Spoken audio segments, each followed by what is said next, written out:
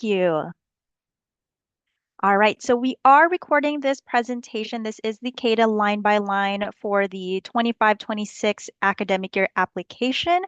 Again, my name is Theresia Hernandez. I am your first presenter for today. I will be joined by my coworker, Mina Tran, in the second half of this presentation. We are joined by a couple groups of people today. We are joined by K through 12 counselors, college counselors, and just general financial aid advisors, and just everybody who is serving our students, especially as they apply with the California Dream Act application.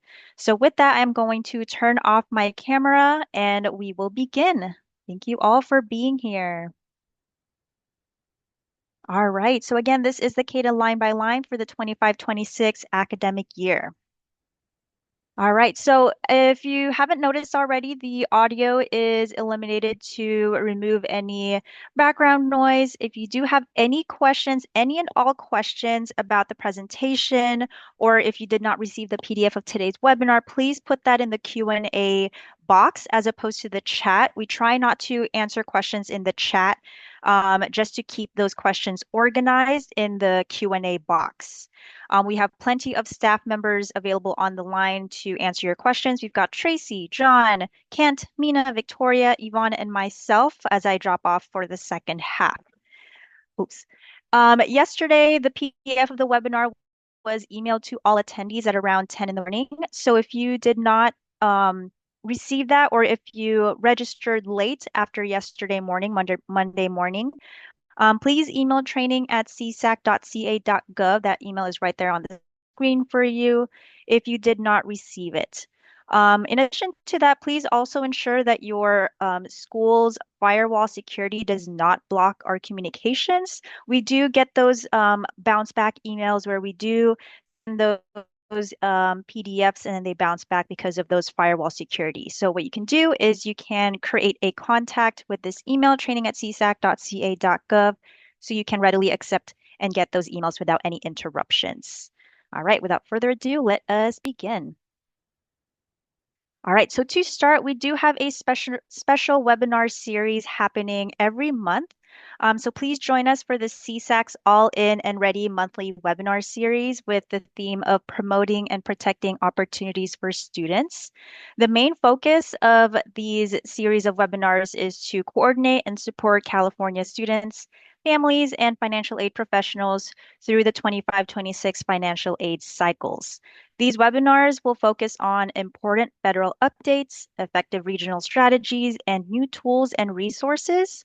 Each webinar will feature CSAC staff, commissioners, and our statewide local partners. As you can see on the screen, we have one coming up this Thursday, January 9th. These are happening every first Thursday of the month. So if you are interested in signing up for all of these webinar series, you can use that QR code there or the link at the bottom of the screen. Again, these are monthly webinars held every second Thursday of the month from 9 to 10 in the morning. And this is our agenda for today. We will start with some CSAC updates specific to the CADA for MSF. We'll move on to AB 540 eligibility. We'll start with the 25-26 Dream Act application registration process. We'll finally get into the meat of the application, completing the application. We'll sign the application, confirmation the application is complete, and then end with some resources at the very end. All right, so CADA for MSF. So the CADA option for mixed status families or MSF continues to be available for new and renewal applicants for the 25-26 school year. So students may opt to file CADA for MSF because their non-SSN contributors are unable to successfully access and sign their students' FAFSA, or they intend to file the FAFSA at a later date, or they only want to be considered for the California State Financial Aid and California College Aid. The questions and skip logic have been updated to reflect the latest guidance and options for FAFSA eligible applicants who want to complete the CADA. So, in other words, the questions and skip logic pathway are different for traditional CADA filers versus FAFSA eligible filers from mixed status families who complete the CADA through that MSF option. And here are some screenshots that show you that the CADA for MSF skip logic pathway and how it works and how it differs from the traditional CADA skip logic. So the first screenshot here is the first question asks whether students have a social security number. Students who indicate that they have a social security number will be presented with additional questions around their U.S. citizenship. The second screenshot, traditional CADA applicants would normally indicate that they are not a U.S. citizen, nor are they an eligible non-citizen. So they're not permanent resident or green card, or they are permanent resident or green card holders. When CADA for MSF applicants reply with yes to this question, the application uses the skip logic to display additional options for students from MSF. And students who are permanent residents or green card holders reminds them that the FAFSA application does remain open. And then finally, the signature screen reminds students again that they are FAFSA eligible, but are choosing to file the CADA to determine eligibility for California state financial aid, as well as institutional aid from colleges. And this further reminds students that they will not be considered for federal financial aid unless they file FAFSA. So that's what we really want to bring home to our students who are completing CADA for MSF. Students who complete CADA for MSF are only eligible for state and institutional aid unless they complete the FAFSA, which they will be eligible for federal aid. If both a CADA and FAFSA are created for the same student, CSAC will convert the CADA to the FAFSA so that just one application remains active. So we still just want one application overall. All right, so we do have a new mixed status families webpage. This contains benefits and potential risk of filing the CADA or FAFSA. So this is very informational for our students and families. It also has CSAC assurance around student privacy and security. We will also have a few slides regarding that to really drive home that our students' information is our main priority.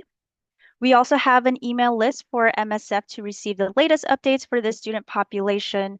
So it's really crucial for our students' families and as well as our counselors on the line today to be on this email list so everybody is in the know with all of the communication, as well as resources to help our students and families even more. The link to that webpage is linked to the bottom of the screen if you want more information. All right, so moving on, we are now moving on to student protections specific to CSAC data privacy and security. So there is a call to action with our CADA submissions. Our CADA submissions have suffered since the secession of DACA, followed by COVID, and are slowly recovering, which is great. However, with the incoming administration, many people and organizations are concerned about student privacy. Even with the increase of 24-25 CADA submissions as compared to the year before, with the 23-24 submissions, these values are not reflective of the number of Californians who are eligible to file a CADA. So there are still thousands of individuals who meet AB 540 criteria, but who have not applied. So we really just want to echo it out to everybody that anybody who is eligible to file the CADA, who are AB 540 eligible, should complete the CADA so they can get that free money to go to college. So there are a bunch of numbers on this screen. Let's break down a few of those numbers. So since the 25-26 CADA application opened December 1st, 2024 to December 30th, CSAC received just a little over 2,700 CADA applications. If this rate continues for the 63 days remaining until the March 3rd deadline, we are on track to surpass the 24-25 total of about 4,900 to potentially receive about a little bit over 5,700 CADA applications. So a lot of numbers, but basically, if we keep on the track of just helping our students apply and complete their CADA applications, we are going to surpass the number that we started with last year. We also have the All-In for FAFSA or CADA campaign, which is the requirement for high school seniors to submit a financial aid application before they leave high school. So that should help with these numbers as well. And if the Cal Grant deadline is extended, we may have extra time to get more students to apply for financial aid and attend college. There are no definite news or communications about that extension of the Cal Grant deadline. So it is currently still March 3rd, 2025. But we are crossing our fingers to hopefully that gets extended. But currently, March 3rd, 2025 is our Cal Grant deadline. So let's do all of our part to both encourage and support our students, including our AB 540 students, to submit a financial aid application. All right, moving on. It is also really important to note that the CADA information is confidential and not shared with the federal government. CSAC protects the confidentiality of all student records, FAFSA, and CADA filers alike, and has never shared any information about a student's immigration status, documented or undocumented. Their information is solely used for financial aid disbursement purposes only. CSAC also complies with the Family Educational Rights and Privacy Act, FERPA, which protects the privacy of student education records. And then lastly, CSAC's Executive Office memo dated in November 19th, 2024 states that CSAC could challenge a judicial order or subpoena for student records on the grounds that it violates the Fourth Amendment's protection against unreasonable search and seizure. So a lot of that information are linked here on the screen if you want to read more on that and really assure your students please do so and click on any of the links. All right, so we are finally going to start the process for the CADA, beginning with the registration process. So we do have two applications. We have the CADA and we have the FAFSA. The 2025-2026 applications are now open.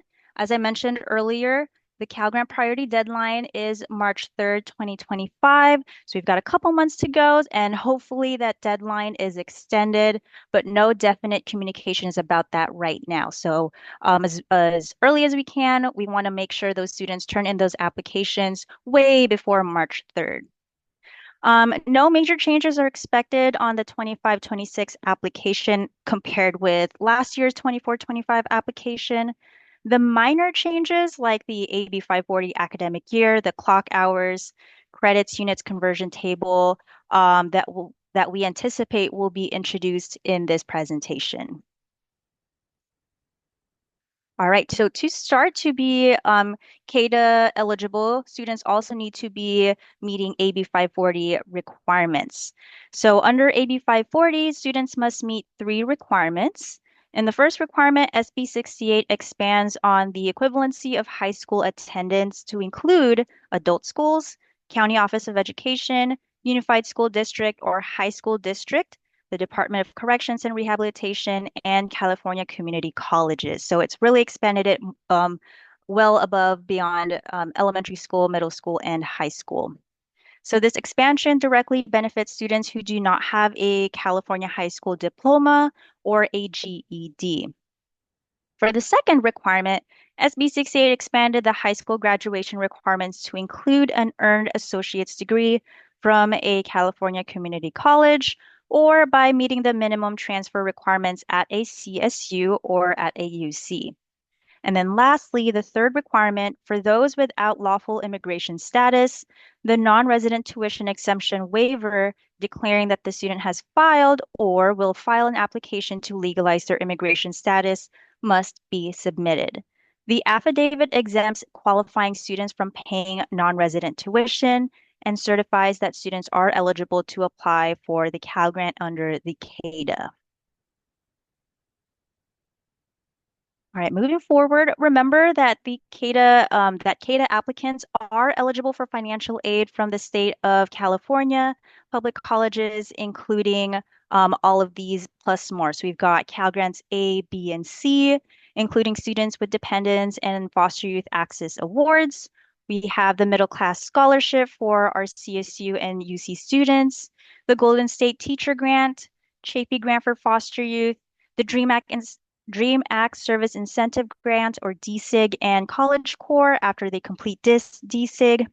And just a reminder, College Core is not a CSAC program that's completely separate from us, but we have a partnership with them.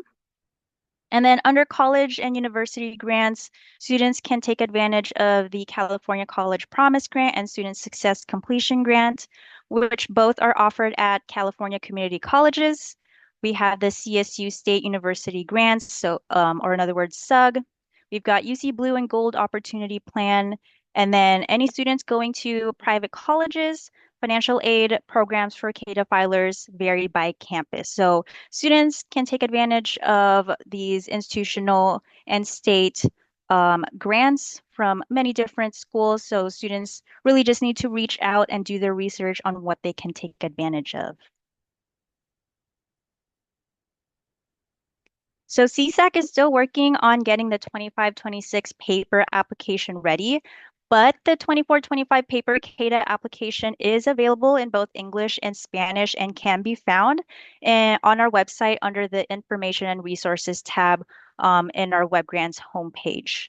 We do not recommend students complete the CADA using the paper version if they have access to the online CADA version, as the paper version will take longer to process.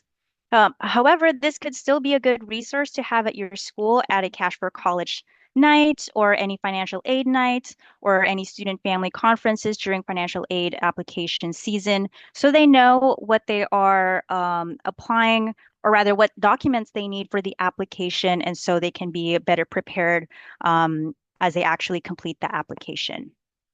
We also added a student privacy notification on the landing page right here, highlighted in blue, to ensure students and families that their information is safeguarded and secure.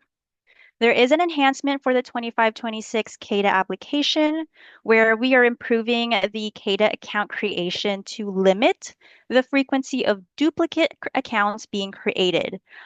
This will include a warning message if students enter either a .edu or a .org email address to reduce school email use for their CADA account. And then there will be a pop-up message that will appear if their information is almost an exact match to another user in the system. So basically, our applicants will be reminded not to create a new account if they already have a CADA account on file. All right, so moving on to the actual CADA registration process step by step. Let's get started. All right, so if you have students that are uncertain which application they should complete based on their citizenship status, either a FAFSA or a CADA, you can always recommend that they start with the CADA because of the skip logic questions at the beginning of the registration process right here to see if a student is eligible. So if a student meets AB 540 criteria based on how they responded to the skip logic questions, they will be able to start the application, marked here by the yes. If the student has indicated that they do not meet AB 540 criteria or that CSAC is unable to determine their eligibility to complete a California GMAC application, they will get this following message. We encourage you to speak with your high school counselor or an administrator in the financial aid office at the college you plan to attend for guidance. That way, if they are completing the CADA knowing that they might be AB 540 eligible, they need to talk to somebody and actually walk them through if they are AB 540 eligible. And then if based on the students' answers, it is deemed that they may qualify to complete the FAFSA instead, there will be a link to the FAFSA once they've indicated that they could potentially be eligible for the FAFSA instead of the CADA. All right, so completing the registration, it looks very basic. Students should provide their proper legal name as found on their documentation and or birth certificate. If the last name exceeds the space provided, students should just put as many letters as possible in that space. So if students have two last names, a hyphenated last name, they should just put as much as they can until that caps out. And that is absolutely okay. They should do that. And then finally, the user ID will be confirmed as available by adding a green check mark next to the provided name. So that's when they know this username is available to use. And then once a student has successfully completed the registration process and established their user ID, a pop-up window will notify them that the account has been created. Next, students need to check their email for a link to create their password. Please note on that the password link is for one-time use only and is only valid for 24 hours. So students should not be procrastinating in creating their CADAA account if they're in the middle of it. And then students will click on the link in the email to create and confirm their password. So all of that information and instructions will be on that email. And then after they've created a new password, students can log in back to their online CADA and start their application. So once they've confirmed their password, they're able to log in. They will then be prompted to answer three security questions, which can be used to recover their account if they forget their password. A trick that we recommend is if students have a cell phone, they can create a contact under CADA or DreamHack application, and then in the notes section, they can actually put the answers to the questions that they have here for their challenge questions. That goes beyond the CADA. If just life pro tip, if anybody needs to remember anything important and not lose it. Most everybody has a phone, so it's best that you create a contact and add those information into your notes. That way it's ready and available for you to grab.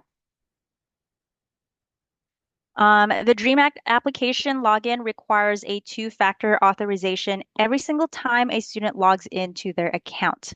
A one-time verification code will be sent to the student's email on file. All the student needs to do is to authenticate their account by providing the verification code they are sent to the space provided. All right, now that we've done the registration process, we can finally get into the meat of the application, which is completing the application, the CADA application. All right, so when students start an application, they need to make sure that they complete the one for the correct academic year, which is when they will begin attending college. So current high school seniors, class of 2025, will complete the 25-26 school year CADA application. So again, if whatever year that they are graduating, that is the year that they are, that is the application year that they are going to complete because that is the year that they are going to college. 25, 26.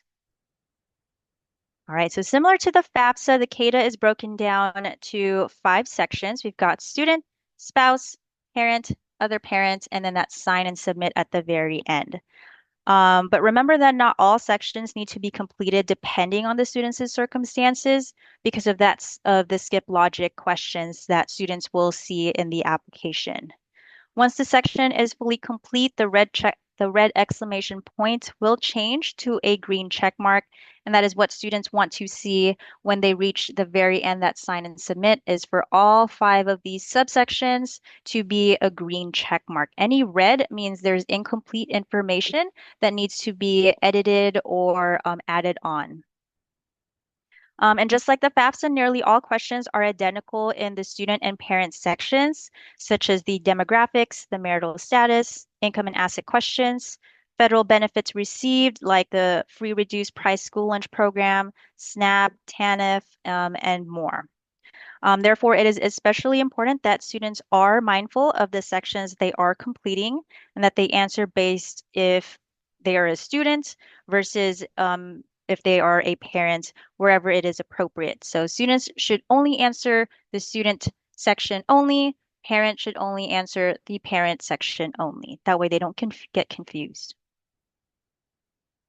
Students can also now opt in to receive text messages from CSAC, and that we recommend that they click yes so they can receive emails and notifications from us.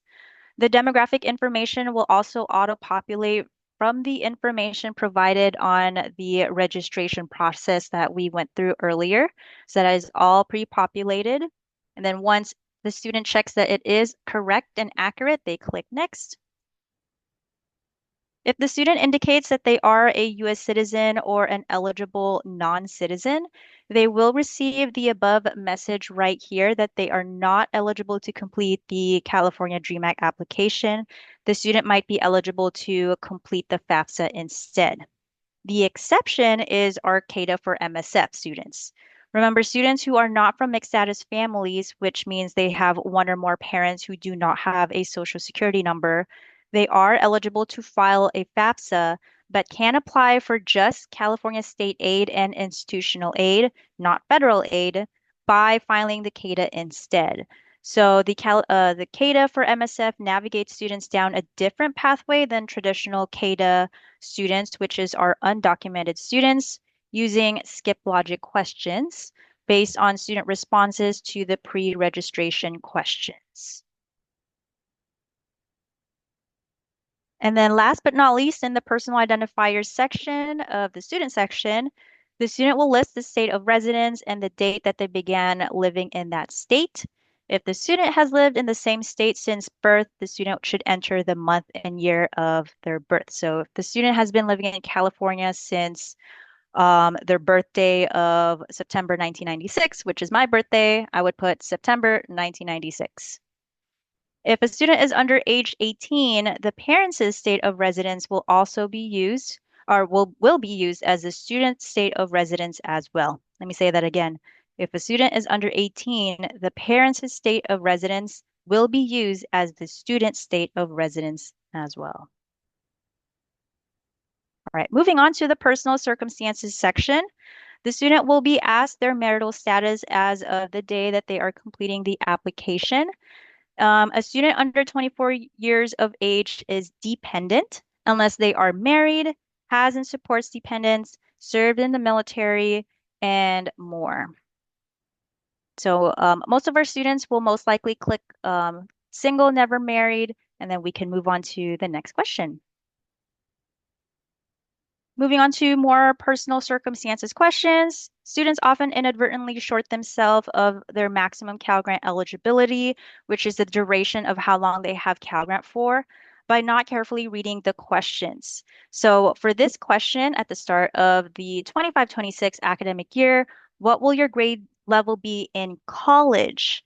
So for this question, high school seniors often respond that they are other undergraduate or a senior.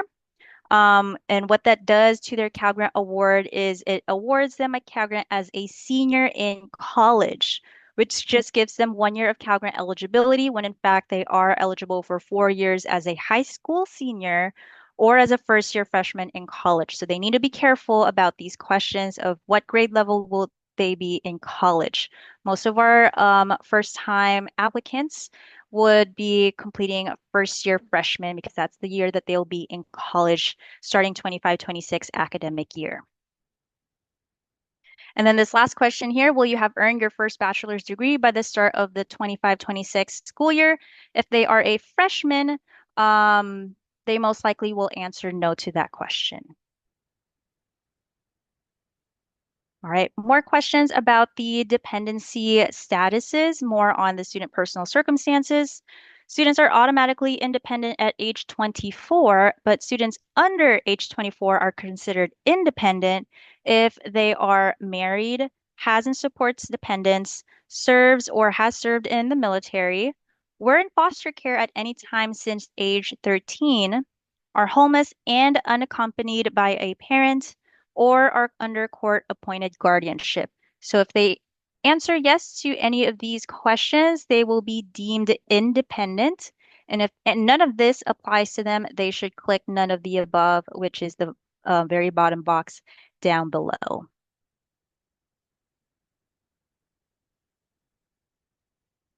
And then if students have any questions about any of these questions, we do have these eye icons which will pop up some helpful helps and tips with the following language that they get from these questions. So for example, with this question, do unusual circumstances prevent you from contacting your parent or parents, or would contacting your parents pose a risk to you?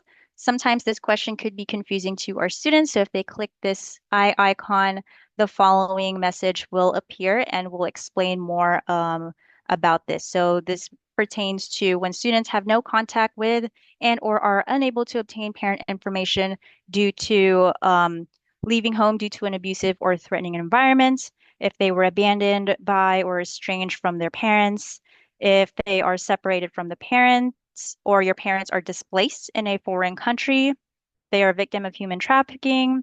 If your parents are incarcerated and contact with parents would pose a risk to them, or if they are otherwise unable to contact or locate their parents. So again, if your students have any questions about these questions, the eye icon will pop up those helpful helps and hints.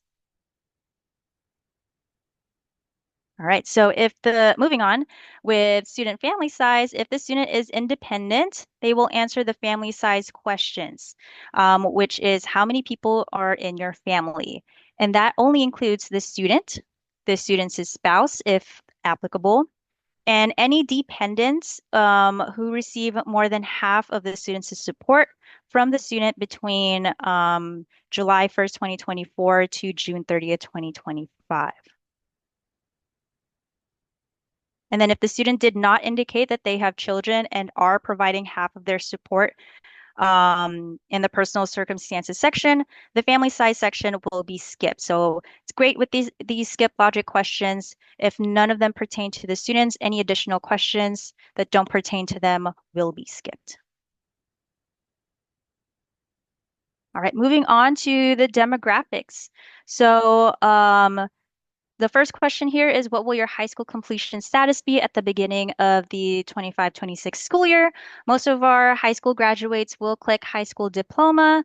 And if the high school diploma does not apply to the student, they may be asked if they did or will complete a GED or other high school equivalency exam. So that could either be an ACT, a task, or a high sit test score.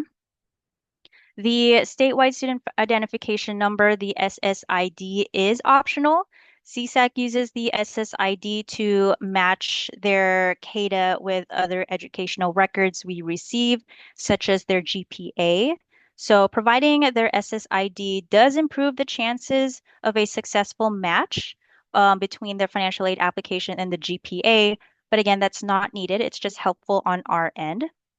If students attend a private high school, they can leave the question blank. And then if they attend a public or a charter high school, they should have an SSID. It is that 10-digit number that is not their social security. The SSID is usually listed on their high school transcript, so they should look at their high school transcript or contact their high school if they are unsure of that SSID. But again, that's all completely optional. All right. And then when students reach this screen, they will input the name of their high school, starting with the name, the state, and the city. If being super specific confuses the system and can't find their school, they can search broadly more in the state and the city, and this list will populate with the different schools in that state and city. And then their school will populate and then they can click on that.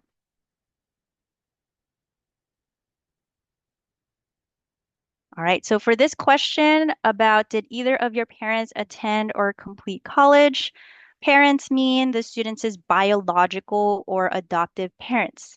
Students should not answer this question about their foster parents, any legal guardians, widowed step parents, unless they have legally adopted them. Moving on to student tax filing statuses. So on this page, the student will be asked, did you or will you file a 2023 IRS Form 1040 or the 1040 NR? It will also ask if they earn any foreign income in 2023, and then what their filing status be on their 2023 tax return. Really important, students and families are using the 2023 tax return for the 25-26 application year. And then we also have tax return information. The Dependent Student Income Protection Allowance, or IPA, in 25-26 is 11,510 right here. That protection allowance or income protection allowance, or IPA, means that the student income can make up to that amount, 11,510, and that will not be counted as income. Anything over that amount will be counted. So it will benefit students if they are making under that amount, because then their income will not be calculated when calculating their SAI. And then they can then enter any taxable earnings from need-based employment programs, fellowships, and assistantships. More on in cash savings and checking account, network investment, and businesses and investment farms. Most of our students do not have investments, real estate, or business or farms. So this information typically has little to no impact on student eligibility. Again, this is all just student section. We're not thinking about parent section just yet. All right, so I did see our Q&A box were really popular. So thank you for answering or asking all of your questions in the Q&A box. Please continue asking them. Again, if you did not receive the PDF of this webinar, check your spam or junk inbox. And then if you still did not get it, email training@csac.ca.gov to request a copy, and we'll send it over to you. All right, we are at our halfway point. We are going to take a quick 5-minute break. My clock reads 2:08. Let us come back at 2:13 for the second half of our webinar. See you all back at 2:13. Thank you all.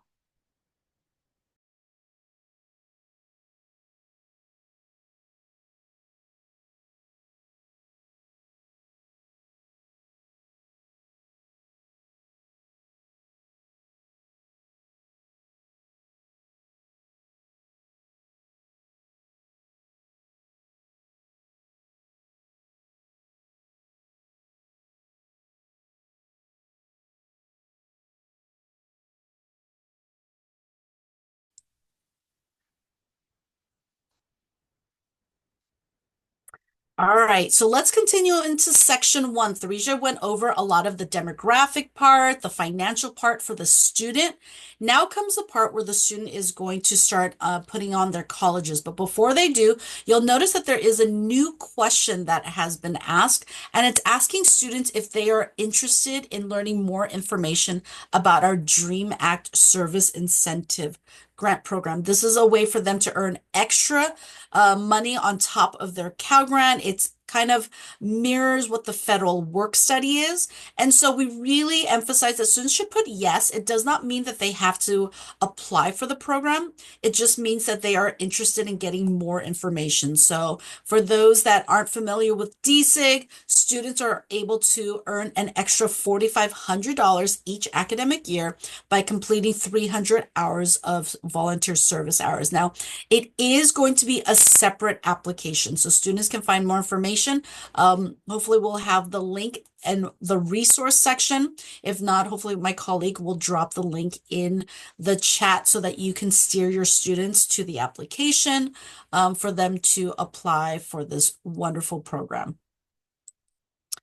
So once they click on that, yes, I want to learn more about the DSIG program. This is where they can list up to 20 colleges.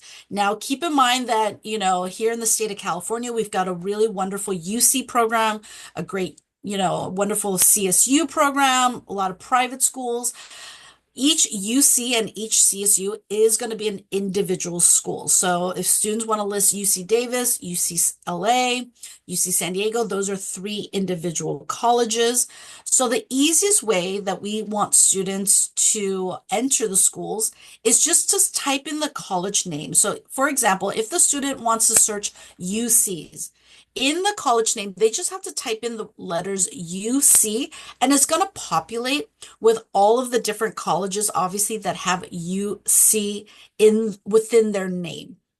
And so from there, they'll just have to click on the college that they are interested in, and then it will then drop down to the list where it says UC Davis, Cosumnes River College, UC Berkeley, UC Santa Barbara. Those are the schools that the student is highlighting that they are interested in adding to their colleges. Now, you might have students that are dead set on attending a school out of state. Maybe they're not sure where they're attending. Please let them know that it's important that they put at least one Cal Grant eligible school on that list in order to be considered for a Cal Grant. Even if they are, 100% certain that they're planning on attending out of state, just as a backup, they don't have to make any decisions until the academic year that they're starting college. So this is just a really good idea for them to put at least one Cal Grant eligible school in this section.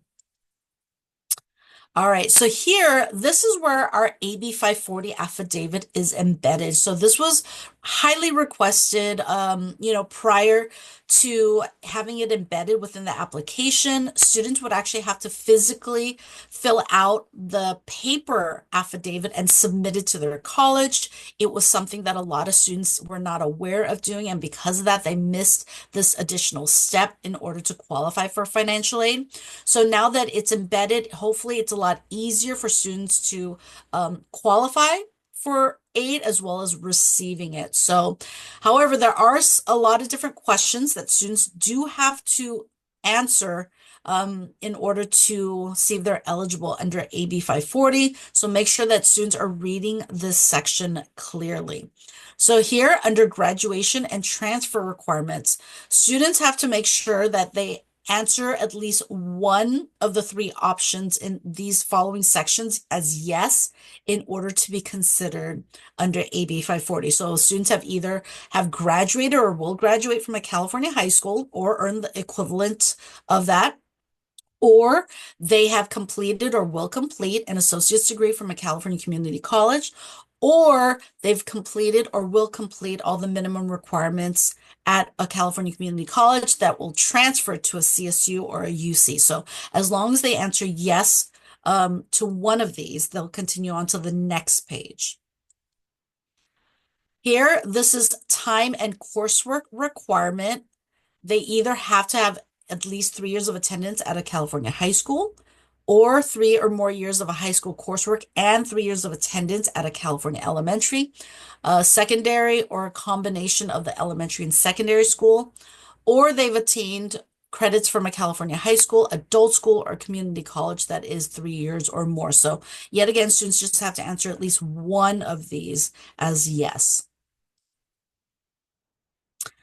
In this section, students are going to then put the schools in which they have obtained those credits. So they'll enter the school name, the city, the state, as well as the start and end date. And obviously, this is very specific, but students, as long as they have a general idea of when they started that, academic year, when they completed those number of credit hours or coursework, if they're not certain, they can always click on that I icon and it will then help them figure out which type of unit type they should be putting on, and then the credits or hours. Now, what's important is that once the student enters this information, they have to click on add. Once they add it, it will then drop down below. So in this example, the student had added Sac High, and which they were there from September 2015 till June 2024. And so this is a great way for them to add it, and instead of just going to the next page, because if you just go next without adding it, it will not get added and it won't tally the amount of students' credits or hours. Now, when adding a school of attendance, students will include the number of credits or hours that they have attended. This update is in alignment with AB 540 affidavit that the colleges have been using. For example, the CSU AB 540 form. As I'd mentioned before, students can always click on that eye icon. That will be what will populate to give them hints on how to answer that question. And then for unit type here, it will let students know if it's for high school or for college, or if it's for an adult school or college courses that don't necessarily count towards a degree. All right, so let's continue on. The students have now completed their student section. They are now going to continue to the next section, which will be the parent section.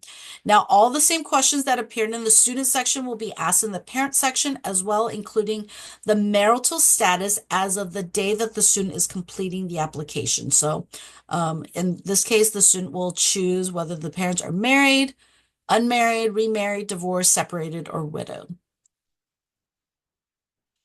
So whose parents' information will the student include? Well, the students will only include one parent's info if the parents are not married and not living with the other parent.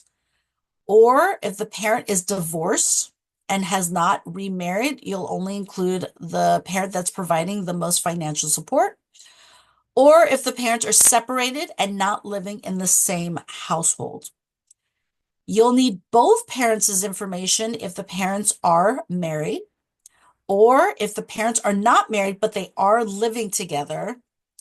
And then the parents who provide the most income is remarried to a student's step parent. So even if the step parent doesn't provide any sort of financial support, if that parent is the primary parent, that is the one that provides the most financial support, and they've since remarried, it will need the parent as well as the step parents' information. All right, so looking at this, the parents are going to provide their personal identifiers, which is the basic demographic information. We do ask them to use their legal names. You know, unlike the FAFSA, we are not able to pull directly from the IRS data retrieval tool. Parents will have to manually enter their information. The parent or parents will next provide non-financial information such as their marital status, the state of residency, household size, and finally, the parents will provide all their financial information, include tax filing details from this information. Household size. So here, you know, your parents are going to have to make sure that they're including the parent themselves, if they are married, if they have a spouse, the student, if the parents have any other dependent children, even if they're living away at college, if they are providing the support for these children, if they're providing support for any other people, such as maybe their elderly parents or any aunts and uncles that they're providing more than half of their support, they will include that in the parent's household. And then, of course, it's asking how many people in the parent's family will be in college between the certain dates of the academic year. So if it's only just one student, then they'll put that. But if there's any other siblings, they'll include that number. All right, here is for tax information. So if the parents indicate that they did not or will not file taxes, they must specify which situation applies from the drop box. They'll still need to provide their income earned, if any, for the tax year. We've included the IRS link at the bottom of the slide that will show parents if they have any liability that requires them to file taxes. So we're going to look at that a little bit more in detail on the next slide. So here, this is just a screenshot of what that IRS ceilings are.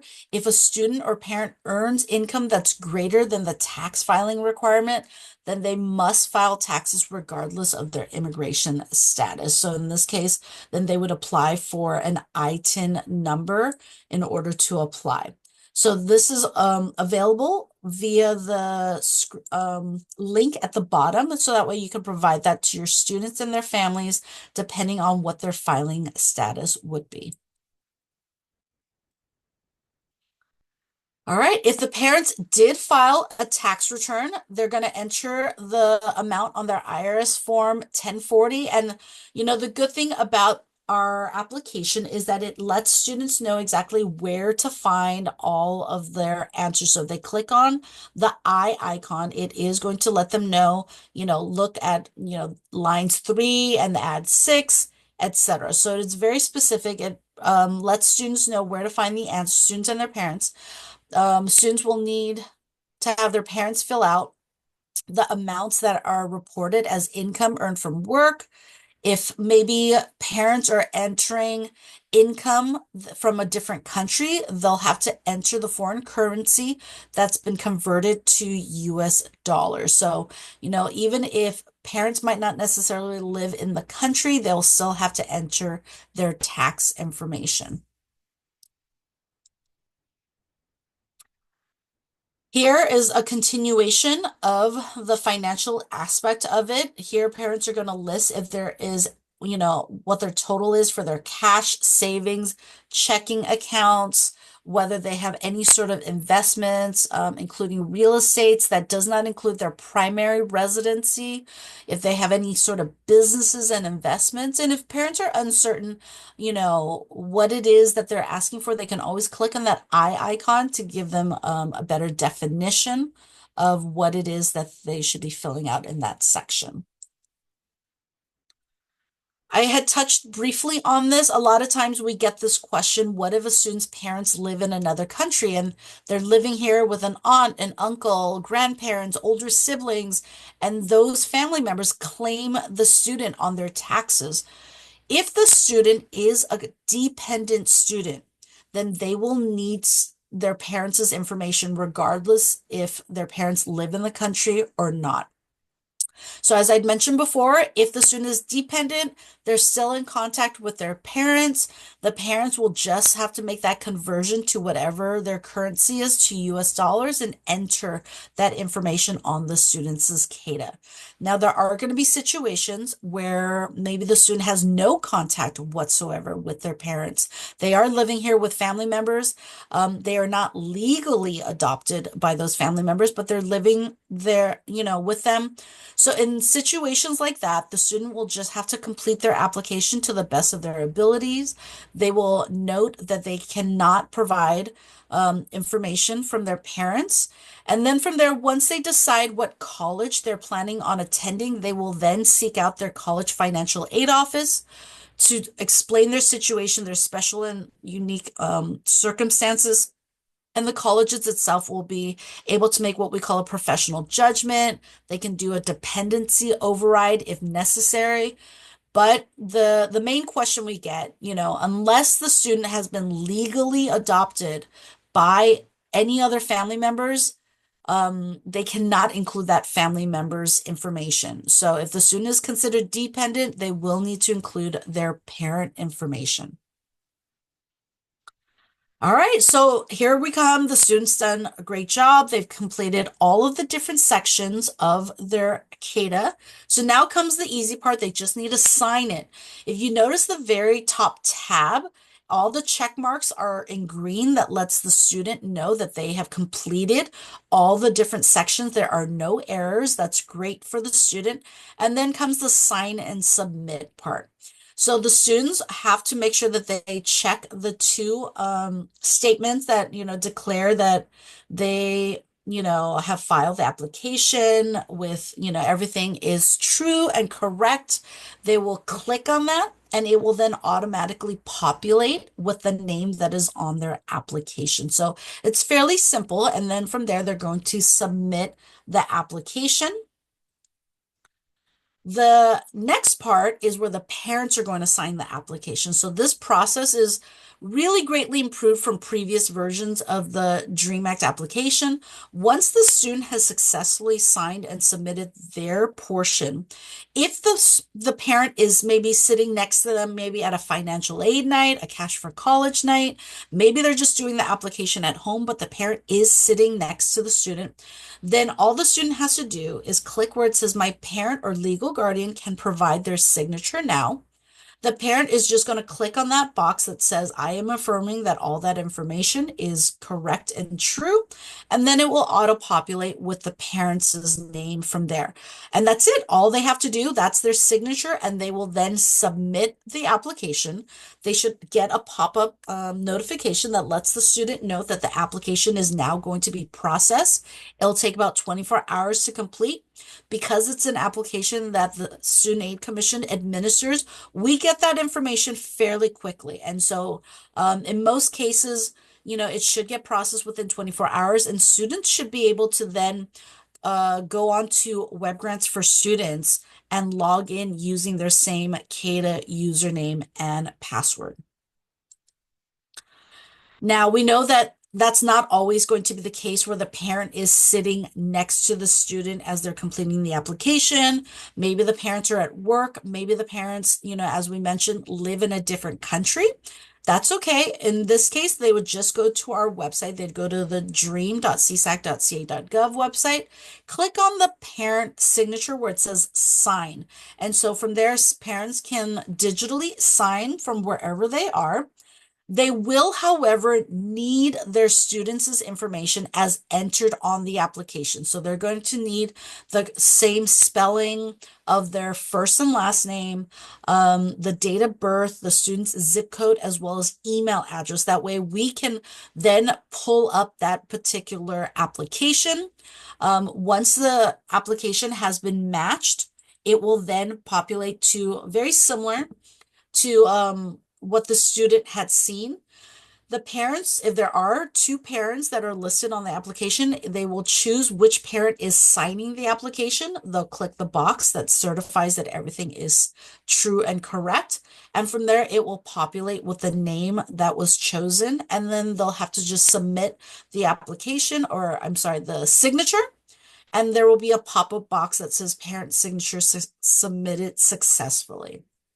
So fairly easy, a lot easier, I think, than the FSA-ID process. And so this is the last step for students to sign and submit their application. Now, once everything has been signed, done, submitted, the students should see this confirmation page.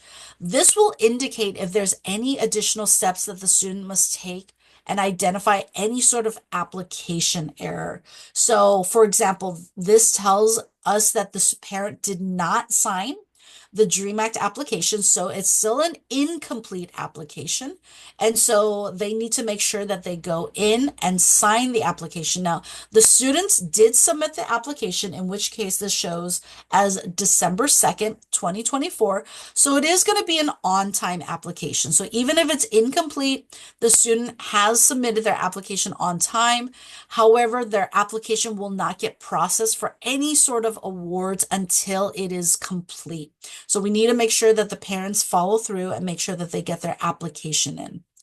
Another error message that students might see is code 111. That says that the amount that the parents reported for the parents' income tax is actually greater than the amount reported for the adjusted gross income. And to go back to look at questions 89 and 90. So this we actually see quite a bit. A lot of times families make that error and their income tax number is actually the same as their income number. And, hopefully we don't have families paying income taxes that high. And so they would just need to go back in, make the corrections, and then make sure that they're resubmitting their application. And then another error message could be 405 that says your college is responsible for verifying your AB 540 eligibility.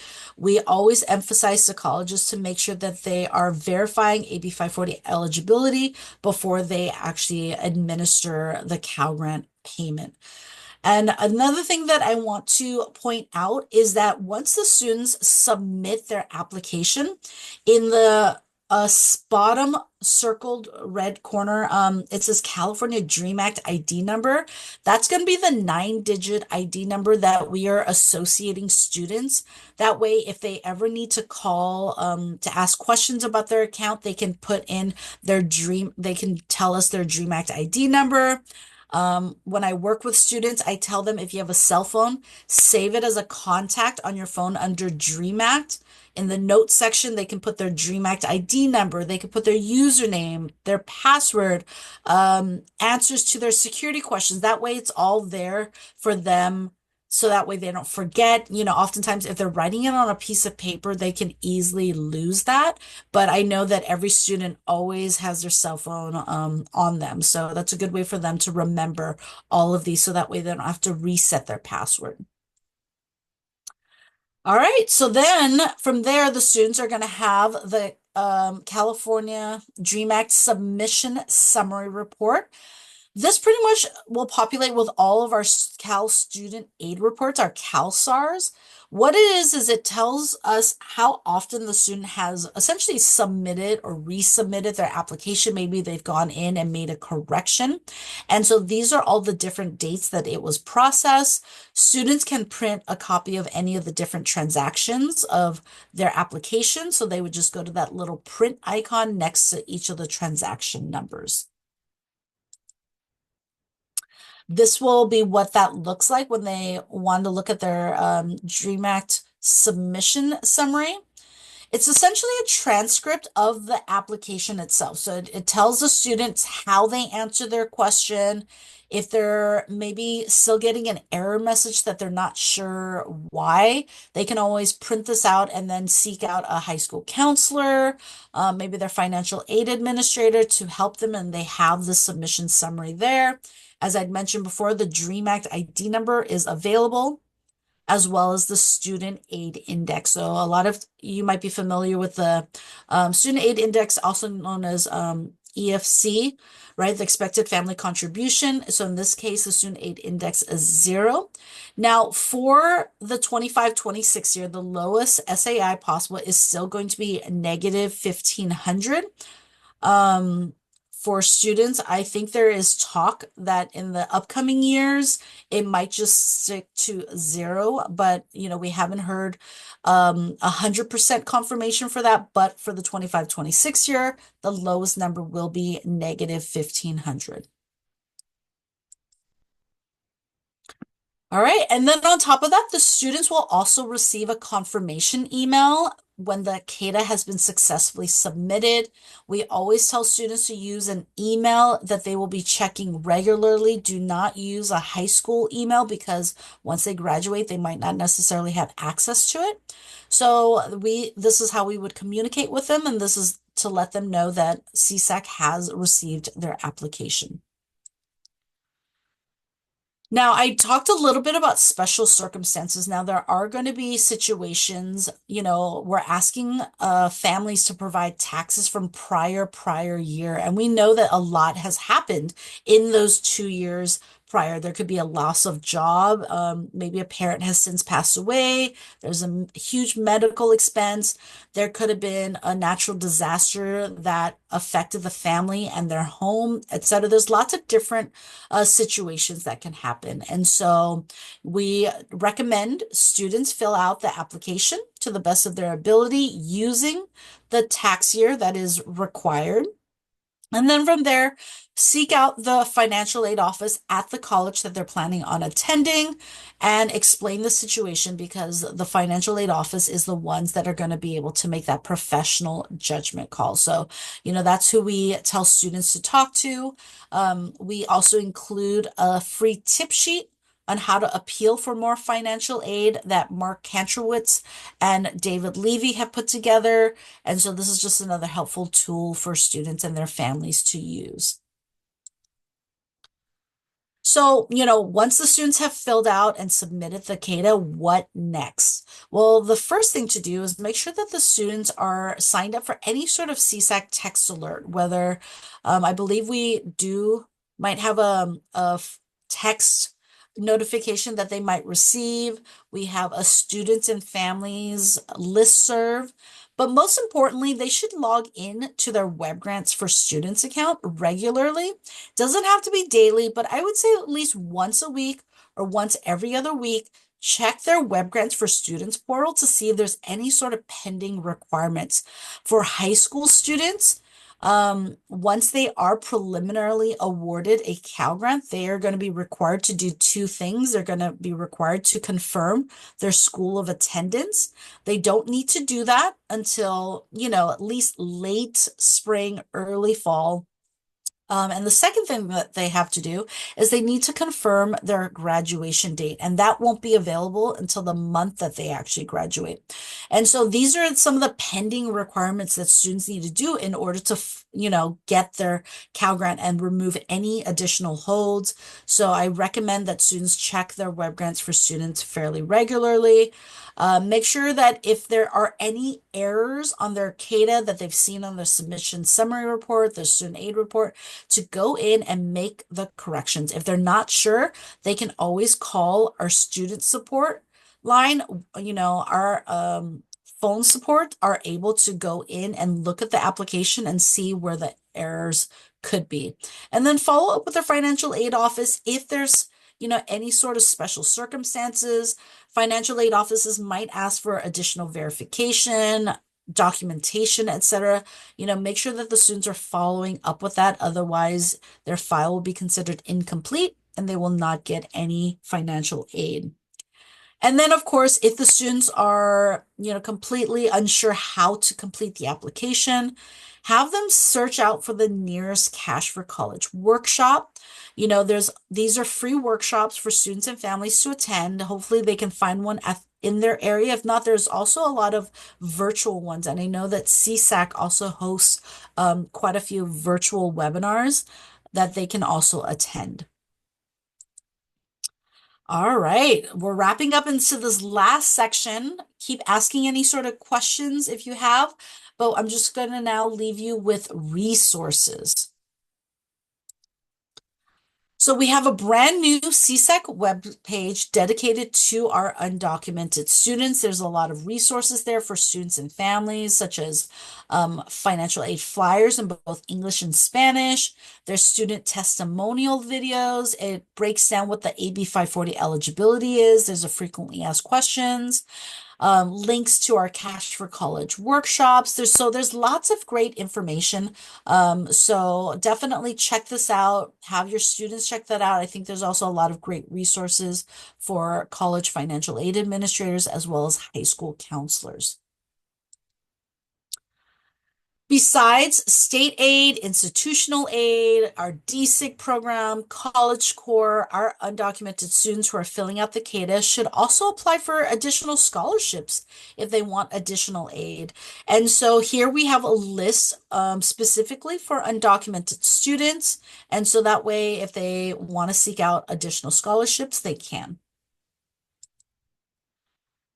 We know that a lot of campuses have a Dreamer Resource Liaison or even a full service Dreamer Resource Centers. We highly recommend that you connect your undocumented students with the Dreamer Resource Center at the college or university that they're planning on attending.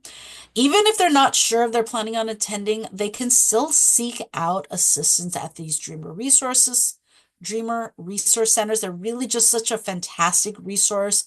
A lot of them have dedicated space for students to work with, a staff member to either fill out an application, online or on-site tutoring, if they might need legal services. There's just a lot of really great opportunities. And I find that, if students feel that there is a community at the college, that they're more likely to attend that school. They feel comfortable, they feel safe, they know that there is a safe place for them.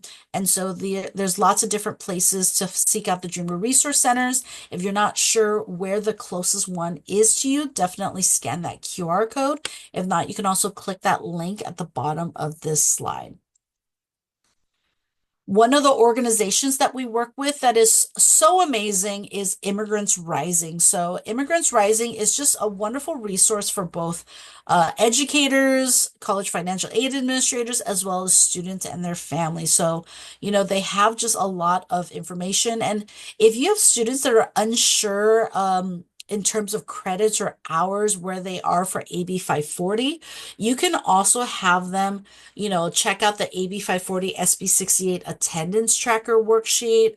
There's an educator toolkit. There's just lots of great information, and I highly recommend checking them out. They also hold webinars that you can, sign up to listen and learn more about ways to support this student demographic. And of course, there's always free immigration legal assistance at each of the different public segments of higher education. So if students are at the California community colleges, CSU or UC, there is definitely places for them to seek out legal assistance. So here we have all that information on this slide.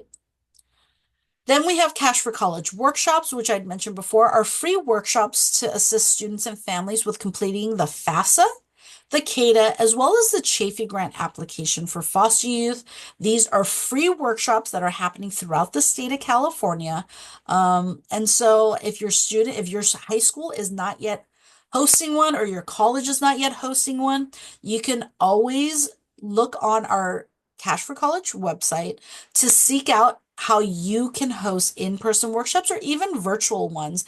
And if you're wanting more information, we have CSAC Train the Trainer webinars. These are to assist those that are wanting to host a workshop, and it gives you a lot more information about both of the applications as well as the resources that we can provide you so that you can host a successful workshop for students and families in your community.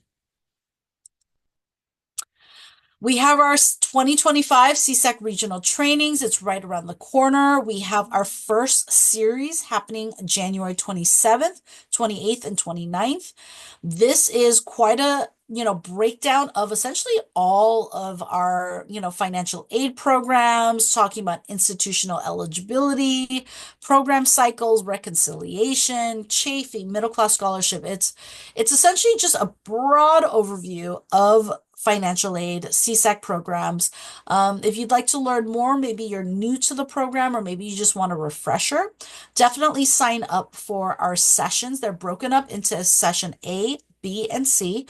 If you can only attend maybe session A and B in January, then sign up for session C in March or whatever dates we have available. We'd love to see you there.